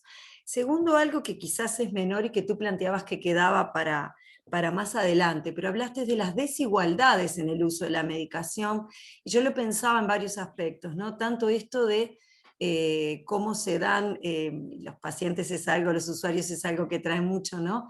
No me dan el de laboratorio oficial, me dan un sustituto.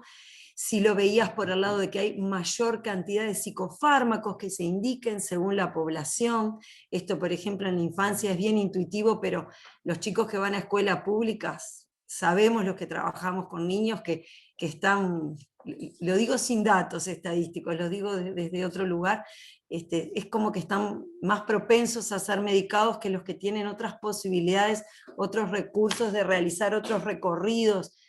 Al menos se demora un poquito más el uso del psicofármaco, no sé si se entiende a lo que voy. Y bueno, un poco escucharte por ahí, cómo es que pensás esto, si ya viste algo en tu investigación, pero además lo planteabas como una línea de futuro. ¿Cómo pensás tú lo de las desigualdades en ese sentido? Gracias. No, de nada.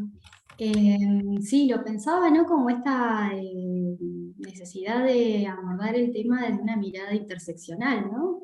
Que dé cuenta de las múltiples desigualdades que pueden atravesar los significados en torno al uso de psicofármacos. Desigualdades económicas, por ejemplo, porque sabemos que la población no accede a todos los psicofármacos, sino que hay psicofármacos que son más baratos, más económicos, que están más accesibles en los servicios de atención primaria de salud, por ejemplo, pero también la desigualdad de género, cómo impacta, ¿no?, en los usos que se hacen de los psicofármacos. Hay una cuestión que está muy presente en los relatos de los profesionales, que tiene que ver con la feminización de la población que asiste a la atención primaria de la salud.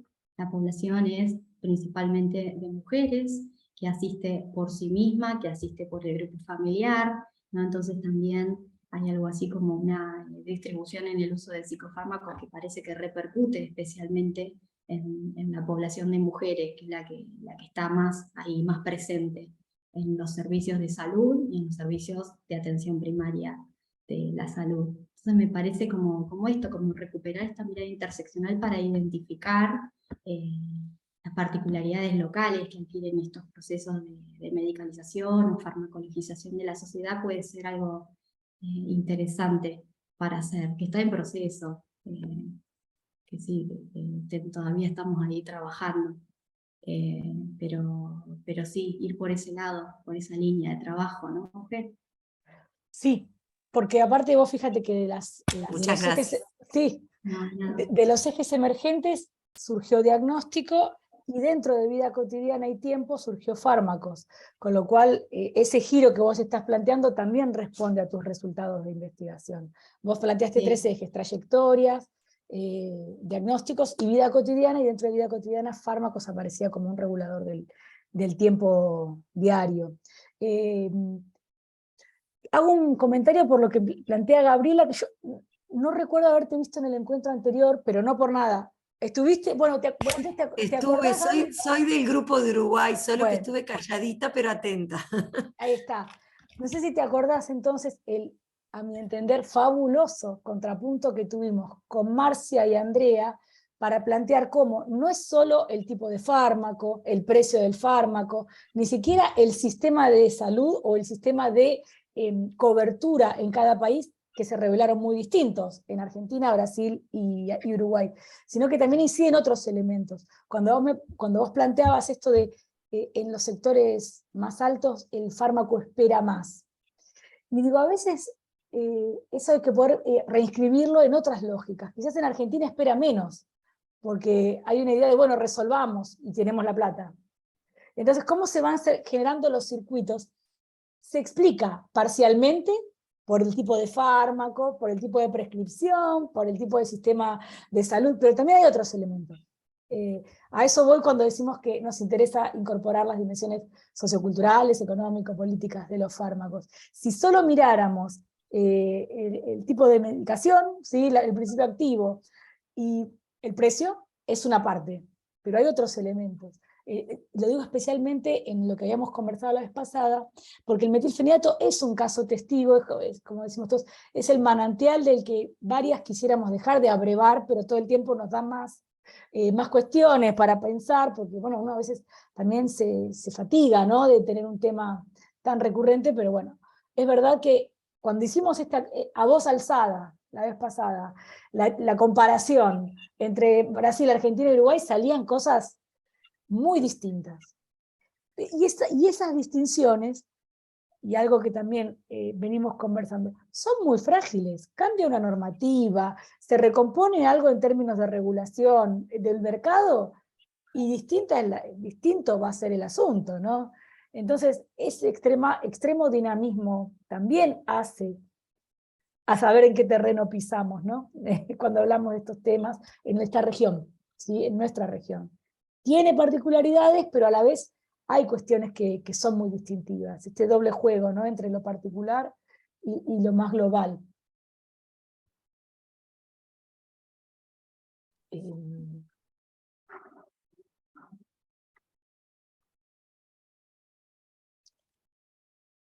No sé si quieren hacerle alguna otra pregunta. Yo quería hacer algunos, como les dije, algunos subrayados de lo que fue su diseño metodológico, que es una apuesta también, y la cuestión de la ética que planteaba Gabriela, como para situar también cuestiones que no tenemos por qué dar por sentadas en otros países. Tenemos, por suerte, de distintos lugares, y me parece que siempre contar un poco lo local, esa es una primera narración para después ver qué hay de parecido o de distintivo en otras regiones. Así que si no se oponen, yo les quería decir algunas cositas de esto del diseño de Gaby. Bien. Lo primero que para mí fue muy destacado de Gabriela fue su apuesta que cronológicamente, para cuando ella organizó su metodología, no era tan frecuente. Acá tuvimos una explosión un poco posterior, que es el tema de darle lugar a las voces en primera persona, de las personas que estaban experimentando los procesos. De hecho, cuando yo la conocí a Gabriela, no es una infidencia, pero teníamos solamente una investigación en el doctorado de Ciencias Sociales que estaba en curso, no había terminado, que era de Cecilia Tamburrino, que ella trabajaba retraso mental severo en mujeres crónicas internadas en el Hospital Moyano.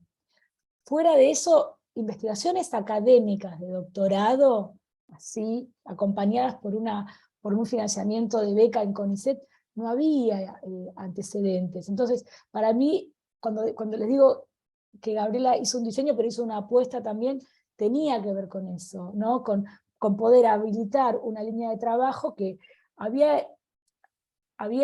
esforzadamente había llevado adelante Cecilia, que pues Cecilia se enfermó y falleció, entonces quedaba trunca de una manera muy palpable toda esa línea, y Gabriela, intentando darle también lugar a ese acento, venía a acompañar eso, desde disciplinas, ya les digo, desde disciplinas no clínicas. Eso para nosotros, cuando hablamos de salud mental, tiene que ver también con eso. Había un montón de investigaciones, seguramente, más allá de pensarlo solo como becas de doctorado y demás, de investigaciones por parte de psicólogas, de psicólogos, de psiquiatras, pero llevadas adelante. Cecilia era socióloga, Gabriela Bru, trabajadora social. Marcar esa posibilidad era todavía muy incipiente.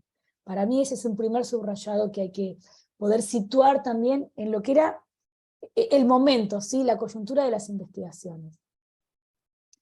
Que, por eso digo, aparecían quizás algunas entrevistas, algunos testimonios, pero no con la jerarquía que Gabriela le dio.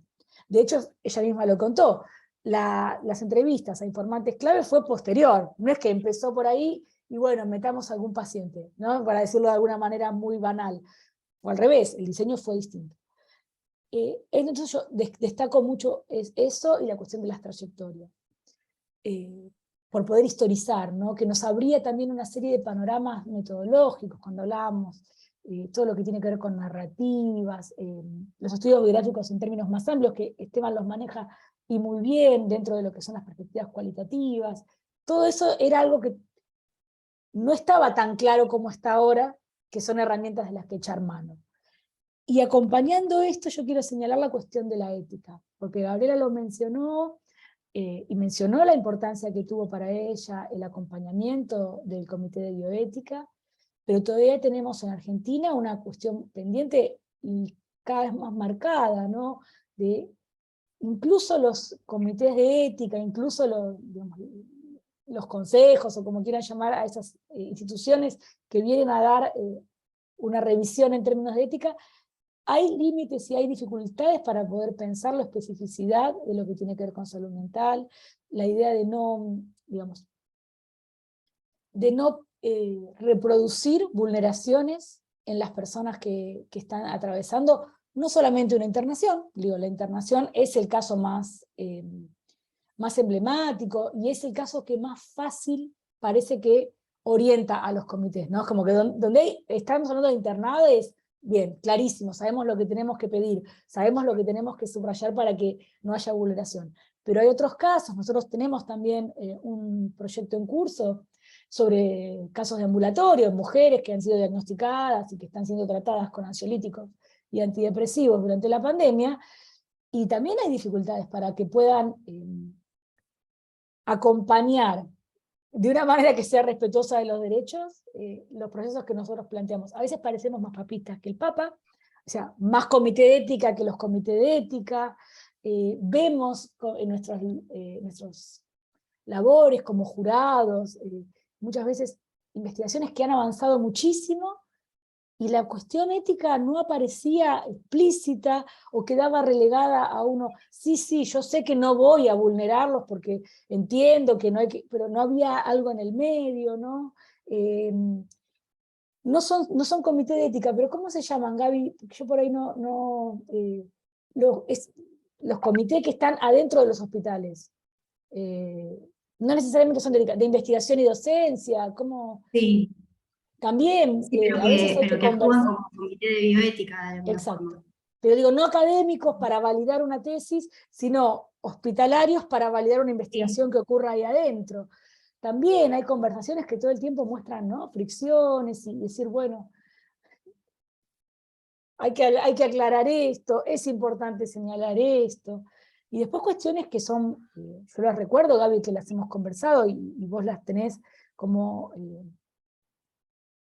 un activo, por decirlo de alguna manera, un elemento muy fuerte, que fue cómo acompañar el proceso de consentimiento informado, el proceso de consentimiento informado, no cómo conseguís la firma de la persona que vas a entrevistar, sino Sí. generando yo recuerdo que vos tuviste muchas precauciones y lo Sí. pensaste muy fuerte. Si querés comentarlo me parece que es buenísimo, porque también habla... Sí, cuando hablaba del asesoramiento del Comité de Bioética, no es que me mandaron una nota con un punteo de cuestiones, sino que me junté con el Comité de Bioética porque querían conocer minuciosamente cómo iba a llevar a cabo la investigación. ¿No? Digo, fue un tema de discusión con el Comité de Bioética, a su vez porque tal vez hasta ese momento no se les había presentado a alguien a pedirles un asesoramiento, ¿no?, en una investigación que iba a realizarse con usuarios de salud mental. Entonces eso Perdón, Gaby, les y me llevó refiero una novedad. sí, Sí. y la apuesta de que vos, siendo trabajadora social, plantearas que podías hacer entrevistas a esas personas. Porque eso recuerdo que fue un punto donde te decían, pero va a haber un psicólogo presente, ¿te acordás? Sí. Digo, cuando Sí, hablamos de sí, disputar sí. el campo, tiene que ver también con eso, ¿no? Con que Sí. si hay psicólogos intercediendo está todo bien, pero donde no hay alguien que tenga aparece la idea de la potencial vulneración, ¿no?, potencial, Sí. difusa, pero ¿cómo? ¿Qué consecuencias va a traer lo Después, que sí, hables? todo un proceso de negociación también con el comité, porque lo primero que me proponían era contratar un psicólogo o un psiquiatra para que me acompañara a hacer las entrevistas, ¿no? Y en el marco de una ley nacional de salud mental que habla de los equipos interdisciplinarios o las tareas de investigación, de intervención en salud mental, que marcaba la disciplina de trabajo social como relevante, ¿no?, en su intervención en este campo, en su rol en los equipos interdisciplinarios, en el abordaje multidimensional de la salud mental, parecía algo así bastante, no sé si absurdo, pero bastante curioso que me solicitaran, ¿no?, ir acompañada de un psicólogo o de un psiquiatra a las entrevistas. Eso lo negociamos y finalmente lo que hicimos en el trabajo de campo fue, previo a hacer las entrevistas, conversar con algún profesional que sea del entorno de la persona entrevistada, como para saber de su opinión profesional y saber si esa persona iba a poder prestar consentimiento, si estaba en condiciones de dar la entrevista, si la conocían y tal vez iba a manifestar su intención de participar o no, que me podía anticipar, ¿no? Como un pequeño establecimiento de contacto para saber con lo que nos íbamos a encontrar en la entrevista. Y bueno, fue así al final que lo Pero parece resolví. como una autorización a quien puedes entrevistar y a quien no. Una suerte de tutelaje sobre esos pacientes. Por eso ella marca la distancia con una ley que estaba activa y vigente y planteando la multidisciplinariedad y la posibilidad de incorporarlo en términos comunitarios, ¿no?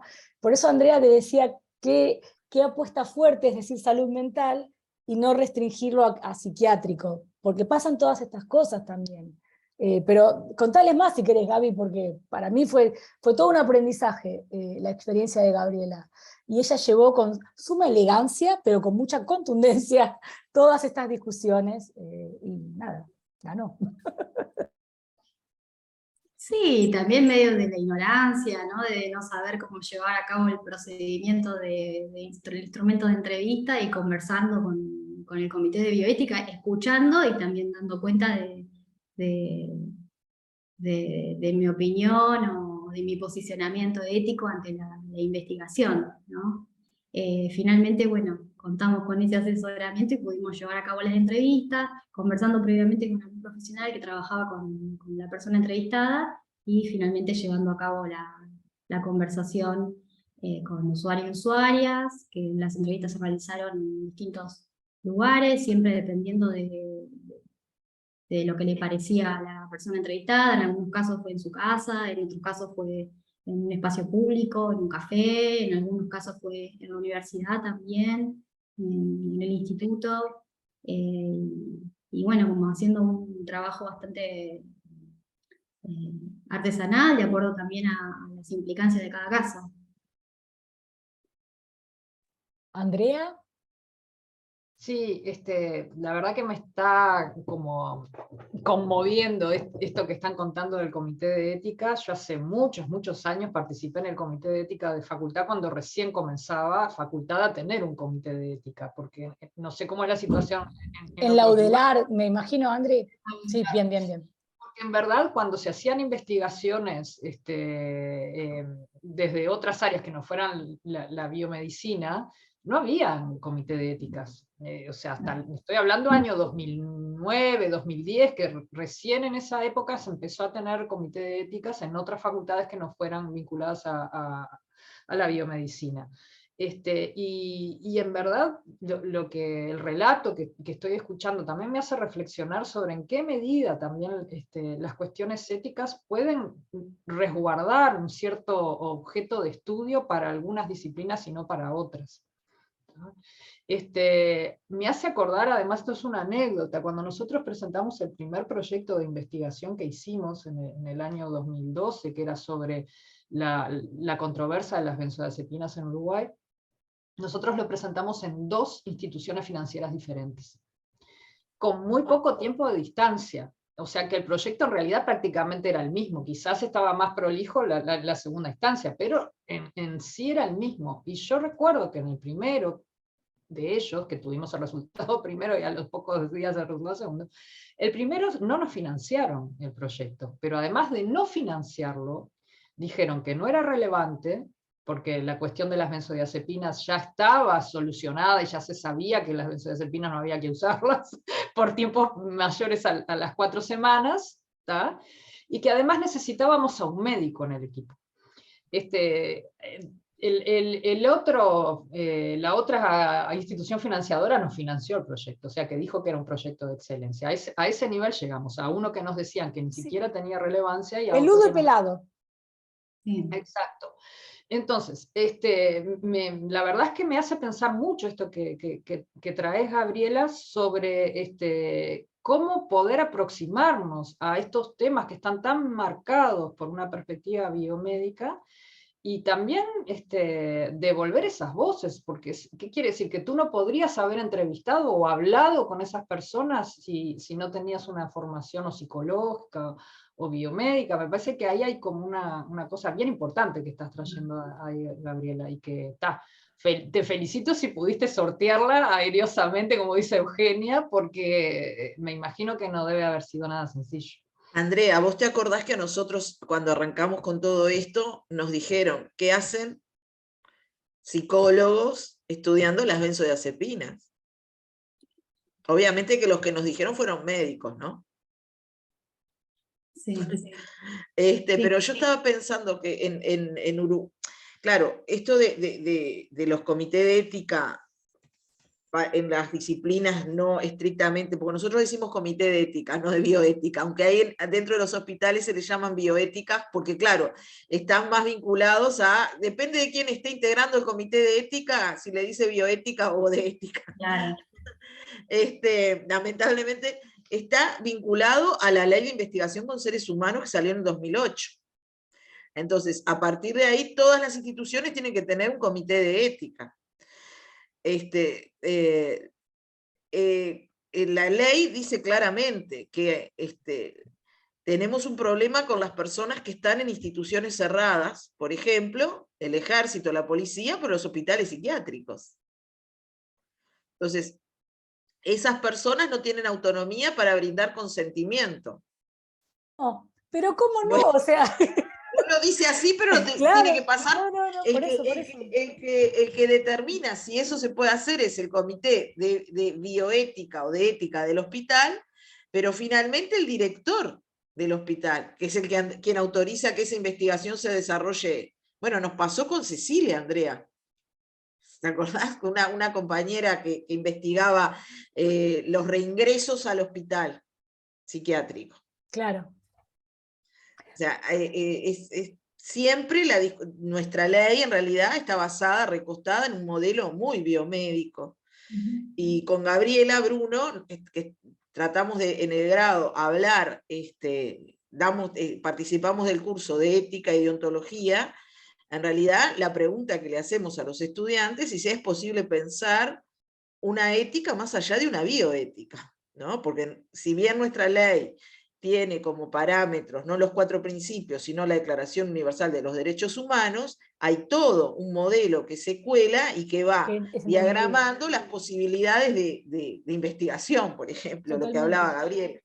Perdona, Gabriel. No, por favor, digo algo como para que vean el panorama y retomando hilos de lo que planteaba Andrea, ¿no? En esta dispersión tan bestial entre alguien entre un resultado que dice no es relevante y otro que dice que es de excelencia, y lo que vos planteabas también, Andrea, no me acuerdo si fuiste vos o fue Pilar, discúlpame, bueno, pero ya todos saben que las benzodiazepinas no se toman más de 4 meses.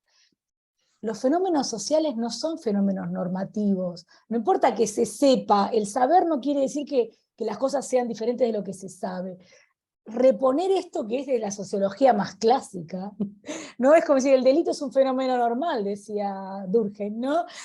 Tener que reponer esto marca también el calibre, y no nos vamos a hacer, no vamos a dotar a esto de una cosa de epopeya, pero todavía hay muchas dificultades para poder investigar en estos términos. Hago señalamientos porque está toda la cuestión normativa que aclaró también Pilar para Uruguay y que en Argentina tiene algunos equivalentes. Hay distintas normativas de la Ley de Protección de Datos Personales, porque también tiene que ver con la publicación, no solo la obtención de esos datos. Hay una normativa específica para CONICET, muchos de quienes estamos aquí pertenecemos a CONICET en distintas instancias o van a intentar pertenecer e incorporarse. Hay normativas sobre las investigaciones con seres humanos que también están muy asociadas a lo biomédico, sobre todo a la intervención, ¿no? Si le sacaste sangre, si tomaste una muestra. Y también hay cuestiones de proceso y de cuestión más burocrática. Por ejemplo, les cuento esto porque para mí es un tema que podríamos conversar, ya les diría que es un tema de agenda para el año que viene. Los procesos de las convocatorias a postulación de becas y de proyectos no distinguen entre las investigaciones que se postulan directamente y las que en el medio tienen que pasar por un comité de ética. ¿Sí? Ese rulo no está contemplado en términos de proceso, es decir, bueno, a los que son con comité les damos 2 meses más. Pero los comités, a la vez, tienen plazos y te dicen, tenés que entregarme todo un mes antes de que cierre la convocatoria. Entonces nosotros a veces tenemos que maniobrar, inclusive con tiempos más acotados que otros, por incorporar la cuestión de la dimensión de la ética. A mí, no quiero ser autorreferencial, pero es solo para marcar un panorama, así como lo planteó Gabriela. A mí me han señalado lo que fueron mis proyectos de tesis, mis investigaciones de tesis de maestría y de doctorado, porque también como socióloga me interesaba este tema, que ya estaba trabajado, hasta me han indicado con cierta vehemencia, hacer otra cosa, esto ya está hecho. Todo está hecho, como decimos siempre, todo está hecho. Si es por eso nadie podría hacer nada, porque ya está todo hecho. Pero recuerdo, por ejemplo, cuando fue la entrevista de acreditación de los créditos de la maestría para el doctorado, que estaban incorporados como un tramo común y después se especializaba, él me decía, pero vos no entrevistaste niños. O sea, miren cómo es ese doble juego, a la vez que te dicen que no tenés suficiente capacidad o que podés entrañar un peligro de desestabilizar a estas personas, y vos de alguna manera sos alguien que no está teniendo en cuenta sus derechos, a la vez era, ¿qué tipo de investigación puede hacer un sociólogo si no está investigando niños? Y está trabajando con el TDAH. Es todo muy, digamos, todos esos cruces son muy fuertes. De hecho, en los comités de ética, en la parte del comité de ética de las convocatorias, es muy gracioso cuando yo lleno el formulario, porque señala todos los recaudos que pueden estar en juego. Y ninguno es de los que yo estoy teniendo en cuenta. Por eso pongo, no, pero dice, ¿desea que sea pasado por un comité de ética? Sí, pero ninguno de los otros recaudos tienen que ver con el tipo de recaudos que estamos planteando. O sea, ahí hay un punto, y les cuento que en CONICET, para contarles cómo viene esto, siempre todo con tiempos muy distintos a los que por ahí uno ya viene atravesando. Hay redes de lo que se llaman las RIOSP, Red de Investigaciones Orientadas a la Solución de Problemas, y apareció muy recientemente esta preocupación por el tipo de investigaciones que se están postulando y no hay quien las evalúe. Porque ¿qué hacen? Por defecto te las mandan a salud pública, por defecto te las mandan a psicología, y no tienen que ver con esas coordenadas exclusivamente, y a veces ni siquiera exclusivamente. Entonces hay acá, me parece, un tema, también la apuesta de poder integrar las líneas, de armar los grupos de estudio, de articularlos, y todo tiene también que ver con ir, me parece, posicionando ya de una manera, no basta de pedir permiso, ¿no? Pero a la vez hay que seguir pidiendo. Sí, sí, hay que ocupar esos espacios, ¿no? Hay que empezar a integrar comités de bioética, estar ahí también presente para también ser quienes hacemos este tipo de investigaciones, quienes evaluamos, ¿no? Este tipo de procesos de investigación.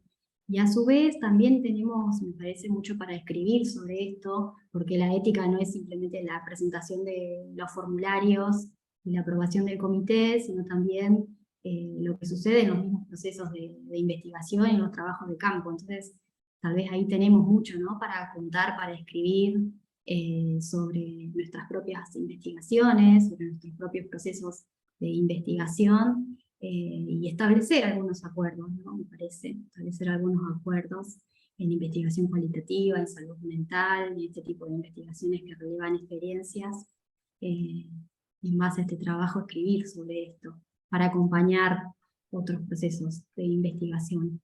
Y que no solamente eso, no solamente se trata de contar con la aprobación, digamos, del Ministerio de Salud, sino con los cuidados que uno tiene a lo largo del trabajo de campo. Sí, que el tema es, los cuidados en el trabajo de campo solo son posibles si previamente te lo aceptaron en los ministerios, que también es todo un tema. Entonces, es una situación, no es la idea, Sí. ¿no? Ay, cómo sufro, pero hay restricciones, que tienen que ver también con efectivamente, con saberes y percepciones sociales que siguen sin vincular a las ciencias sociales a estas problemáticas. O solamente las vinculan en términos de algo lateral, ¿no? De algo lateralizado, casi, vieron, simpáticos, ¡ay, qué linda! Es socióloga y le interesan estos temas, pero no hay un andamiaje, como dijo Gaby, en el que estemos participando, digo estemos porque somos acá, que estemos participando de los comités, participando de los jurados y demás. Eso es algo todavía por lo menos en Argentina, es todavía algo a consolidar. Sí. Y Andrea, el hecho de que vos ya estés en Uruguay a mí me da cierto alivio, porque quiere decir que tenemos experiencias positivas para esgrimir y para señalar como posibles.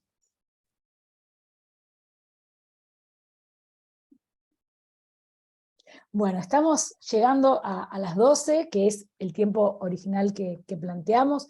No sé si quieren hacer alguna consulta o comentario más antes del cierre.